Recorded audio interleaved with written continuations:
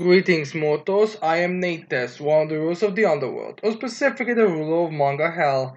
And today we are reacting to the newest chapter of Welcome to Demon School Iruma-kun, chapter 259, titled Roundup. A bit earlier thing to have going on right now, but I guess this is more of an overview chapter. Although it's also possible that there was no idea what to name that chapter, so they just went with whatever sounded like it was vaguely accurate to what's happening. It doesn't really matter. But seriously though, how do you think they pick on chapter titles that they have no real like anything direct they could come up with? I mean, I'm just saying, picking a chapter seems kind of like not doing the biggest thing in importance to a manga when they are making a new chapter. So I do have to wonder if how they decide them, if they just randomly pull up like a quote or something. I mean, they ever used all of them if you really think about it. Like a main thing that happens, one specific speech or something that's stated, one specific character. Hell, sometimes it's not even like the main focus of the chapter, but yet we give it. They give them the title, chapter title or something. But yeah, regardless, let's get into this chapter properly. So we start off this chapter with a toy clicking, well, I guess moving his teeth around as he's running around. As we see him running, it is like super speed. As then we see like a bunch of different panels of him like running, then one with his hands, then a different shot of him on the balcony that was with Bellam, the floor that he was slumped in, and then him moving as there we have someone saying, reporting in, the target has escaped the second year's tower and is headed towards the first year's towers. His current location is unknown. So I guess Atori thinks that Iruma is in the first year tower. I know he would think that. His whole going after Iruma seems to be a very as the only thing that he can do get is a bit of a bit of sword side if you really think about it. I mean, if anywhere, if I would go anywhere, I would go to the that special place that they have for the misfit class, the royal one. Although I'm not sure if the royal one can even be put in this tournament, since I think isn't the royal one like more like away from campus, like the main buildings? Like, isn't like here you have the main building, then you have like through the like the little forest or in the outside, and that's the royal one. I mean, I don't know. Maybe I need to look at the map again for the school, but I think the royal one isn't exactly in the same area as everyone else. But yeah. Anyways, then we cut to the basically the screening room, the camera room, as we have the teacher who taught Caligo and Balam. They're sitting, look at this, as then we have someone saying, awaiting your orders, sir. I'm sorry if this is probably Balam speaking, as we have this guy who look at all serious for a change. Anyways, then we cut to somewhere, I guess it's the first in this tower, as we see cut to those trees that Team Alaco were hiding on, as we see the little girl that kind of looks like she's referencing Japan or China. I don't know. I don't know which one of those two has like the whole those little balls around it, that or those jingle bells, whatever. And she's like, and she's looking deeply. As the look goes like, how is the situation? As the student's like, see all good. There aren't any teachers within the 30-meter radius of us. And so it goes like, good. She's like, doing whole over the top. And we see all them there. As then we have an explanation of their abilities. As we get first year, Honrin Chan, Bloodline Magic Panorama. It allows the user to expand their vision and freely survey things surrounding. The ability's range and duration depends on the user's mana. So yeah. Now I'm guessing it's the user's mana depends on how much she is stuck filled up, and I don't think this ability actually does drain her. But I'm not exactly sure. Also, it seems like she sees this through those eyes that she has on her back of her hat, which I first thought was just like a jingle ornament or something, but no, they seem to be eyes, especially from this panel. So yeah. Anyways, there we have Alako thinking that he's like, Considering the information available to us so far and the teacher's movements, it should take them a while to find us here. So I guess Alako, you decided this location to be the safest place for her ability. I mean, I did find it weird how Non went to how Alako just kind of sit on the tree the whole time. So I guess that explanation to why is because he went to the one place that it was very unlikely for the teacher to show up, or the very for most of it to show up, which I guess makes sense. Anyways, then we have Honorin-chan. Be like, your prediction and your choice of home base are spot on. It's amazing. Please make me your wife. I'm sure you're too young to be doing that, Honorin-chan. And then we have, I'll be like, not this again. So I guess what they were doing all this time while they were hiding, they were also apparently getting proposed and denying marriage proposals. Funny enough, Alec was one of the only one in the mystery class who actually is confirmed to have a lover. At least I don't think Kuseli and that Gyari are romantically involved. They aren't, right? I mean, they didn't, and no, I think they didn't. I don't know. I meant to reread that little idol fest tournament, but I don't think they were engaged.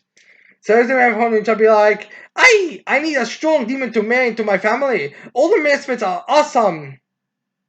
So I guess she just needs someone from the mystery class to marry into the family.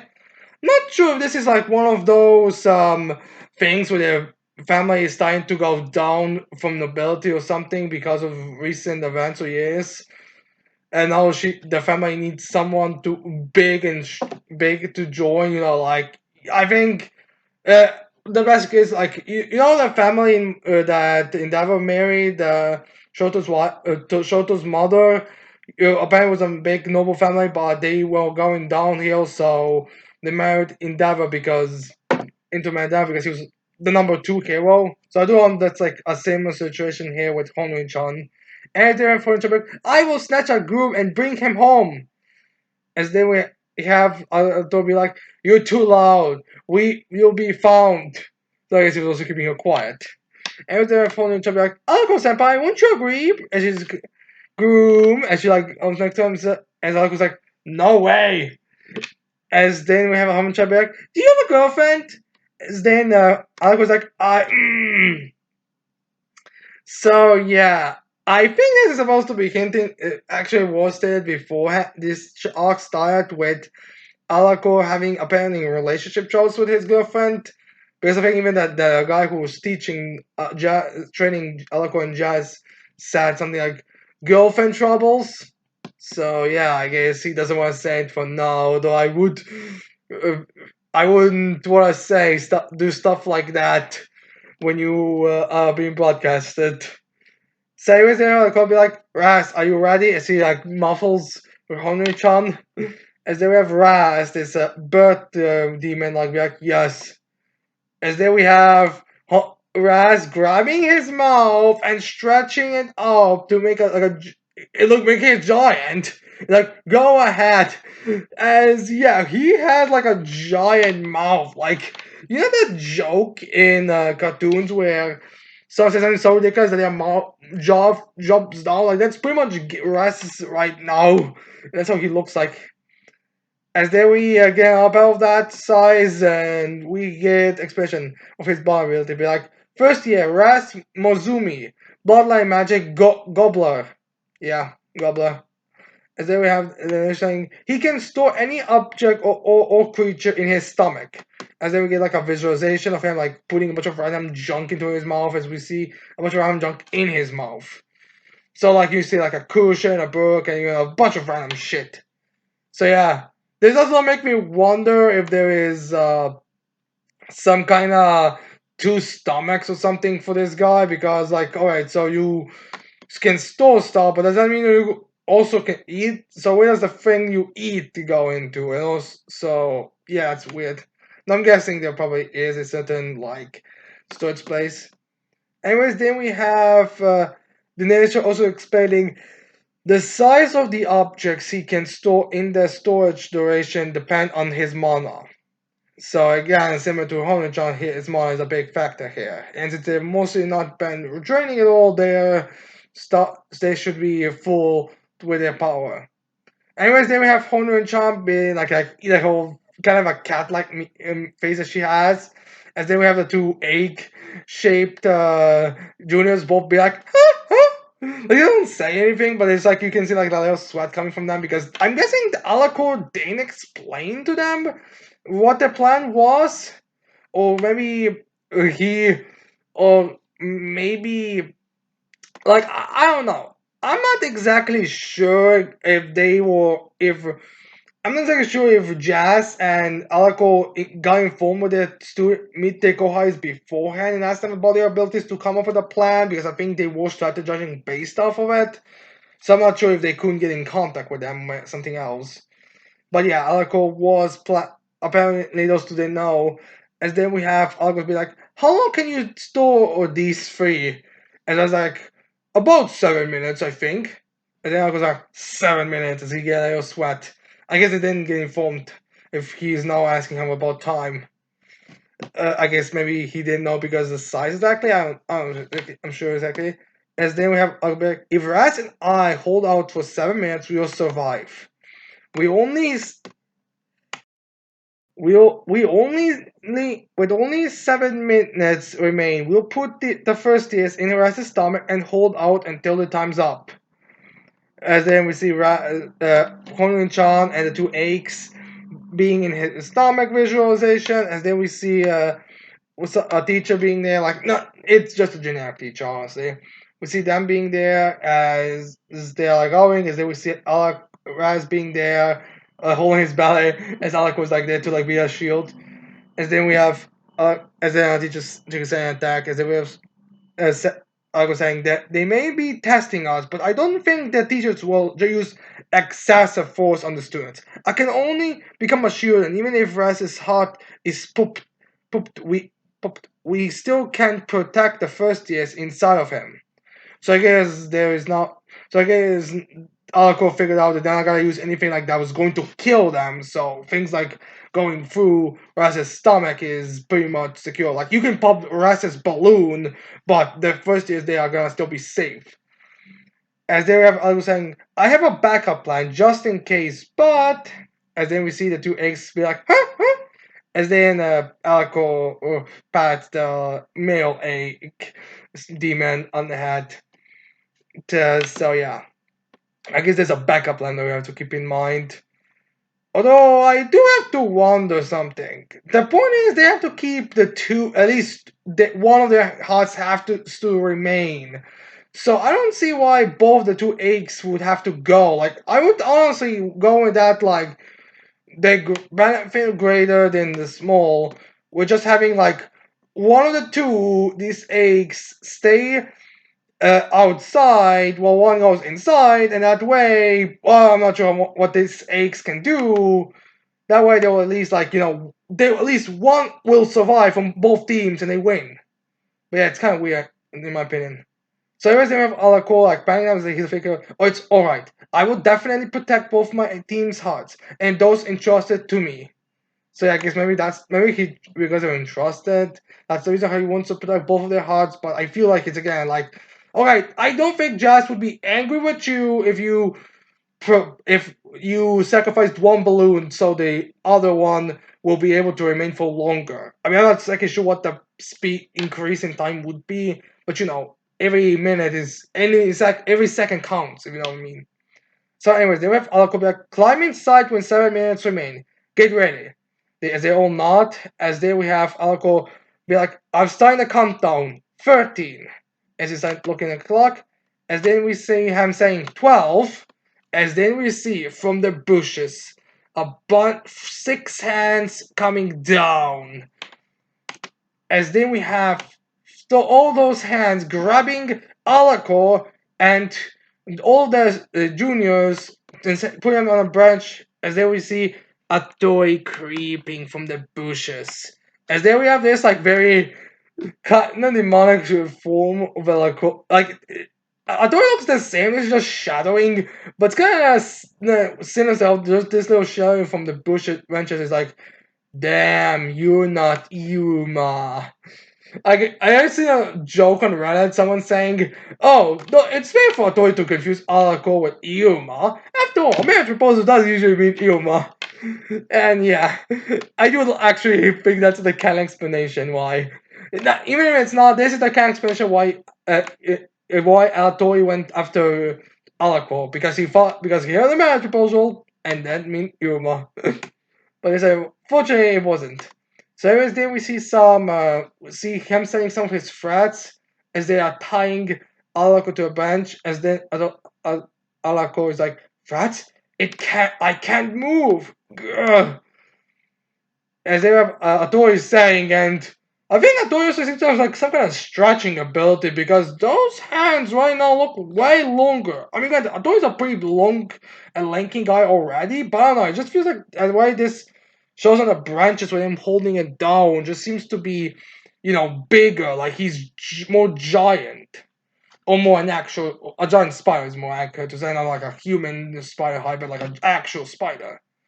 Is there a topic like, do you know where Iruma is? If you do, I'd like you to tell me. As the students are like panicking, I'm not sure that's because they are helpless to stop their hearts being blown, or if a toy is just so creepy that they are thinking they're gonna die, which isn't wrong if we're being honest ourselves. As then we have a toy's face coming a bit more out, as he also again has this like completely blackened out, and his face right now actually looks like those like smiling and frowning masks. The ones who are like they look, they're very simplistic, but they look very creepy, like ew, like that, like smile and all that. That's how his face right now looks like. As the other's like, you don't know. As the other's like, what? What is this guy? As then like, thinking himself. As then Atori comes from the shadows, as he with his one remaining hand, which remember Atori has 6 hands and there are 5 people there, so one hand is free. As then Atori's like, oh well, since I've already caught you, and since it'll slow down the guard dogs, maybe I should kill off 2 or 3 of you. As he goes there for Alako to, I guess, decapitate him, destroy his skull. I'm not sure what this has to do with his plan, but I guess we can all agree that he's one brutal motherfucker. Anyways, we have a teacher snapping his finger saying, "Round up!" As then we have Alako and all of the students all popping on the ground next to the teacher. I guess this is the referencing this chapter because he used because our teacher's magic seems to be something to do with Roundup. As they see the students be shocked as mainly Alako and Unchan Pununchan, as then we have them looking as this kid. Oh, our heart's gonna be popped. As then we have the microphone be raised by the guy who teacher who taught Kalago and Balam. As he's like for once on a serious face, he's like, which to be fair still look pretty bland. He's like, attention all Babla staff. The target is a toy. We suspect he has returned to Origins. Which I guess some people are. This is there's some. It seems like a bit of a discussion about why are they not just putting Toy as a traitor, all that stuff. Apparently, they think that Toy might be in his origin stage where he's more violent, more bloodlust, and all that. Which, to be fair, Toy is a more violent, more bloodlusty person already. So, yeah, maybe it's a very fair mistake. So now they want to capture him or do stuff. Now again, I feel like this is just like the more logical explanation, the more public explanation. It's gotta be more of a end of chapter where they're gonna be more depending more on what they're gonna say. Like I feel like I can honestly see this be like the public explanation now that the students are gonna hear and see while in reality the back rooms they're gonna discuss, oh, this guy was clearly a traitor, this was clearly espionage and all that. So anyways, then we see like a few teachers are hearing that, getting all serious, like the teacher that eliminated Claw is being all like weirdly serious and badass right now, as she has like a gun to her plans ready. As well, he's saying the guy thought Bellam and Color was like, Effective immediately, bloodline magic and advanced magic are now permitted. So I guess some of the teachers were not allowed to use bloodline magic and advanced magic. I'm assuming that was more selective because I'm pretty sure there were teachers who were using bloodline magic. I mean, how isn't Infinite's fire bloodline magic? In fact, so yeah, I'm assuming they were allowed. Hell, I think even Susie's magic was also like, wait, I think Susie was using bloodline magic. Mononoke was using bloodline magic. Infinite was using bloodline magic, and I think Robin was also using bloodline magic. Not sure about the rest, but we'll see. So yeah, well, he's also saying that we see Mononoke hearing that as the healing teacher removes his like the mask they were having. Ethan just breathes a bunch of fire to I guess go through the doors quickly. While the torture sensei, I guess, is putting all of his torture devices back in place. Now, something I do find interesting is that we don't see Shida here, so I am curious about where does she stand on this, because even if we go with my favorite, they're just using origin turn to origin as an excuse. I feel like they still have to address Shida at some point. So I could, although maybe I'm not sure if this is broadcasted to all of the students and teachers, or if this is just like some kind of like a microphone, because it seems like Monoki is here listening to it as a microphone.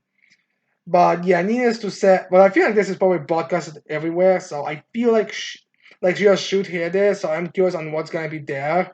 Maybe she's gonna try to join forces with another teacher to try to keep her cover. Like, oh hey, Toncho Senpai, did you hear the announcement? I thought.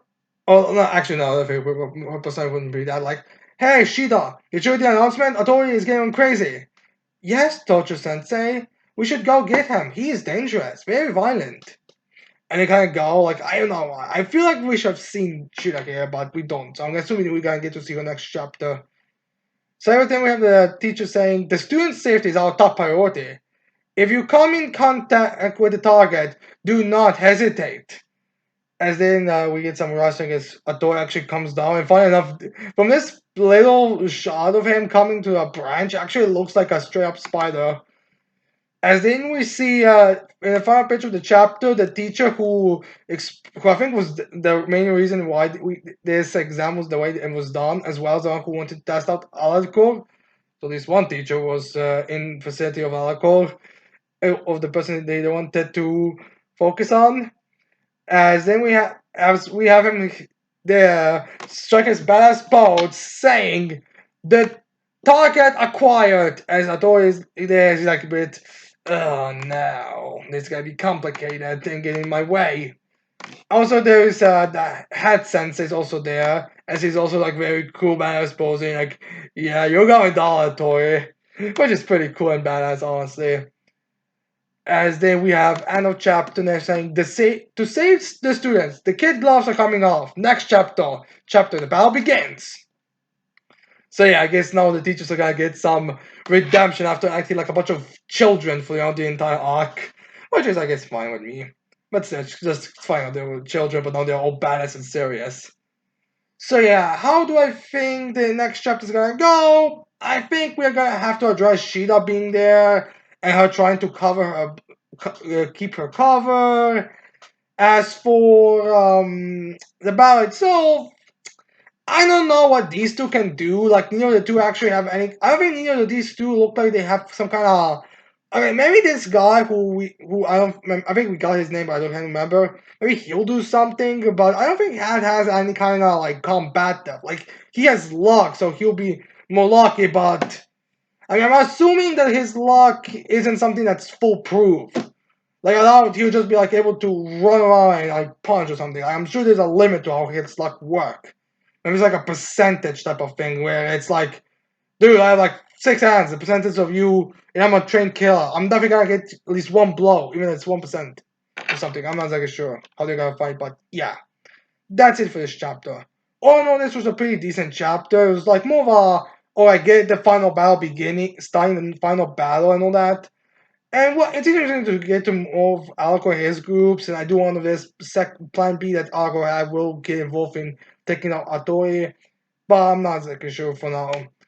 So yeah. Anyways, I hope you guys like this chapter reaction. I hope you leave your thoughts on this chapter in the comments below, and don't forget to leave a like and subscribe to this channel for more videos in the future. And that's it. I cannot wait to see all of you mortals next time. Goodbye.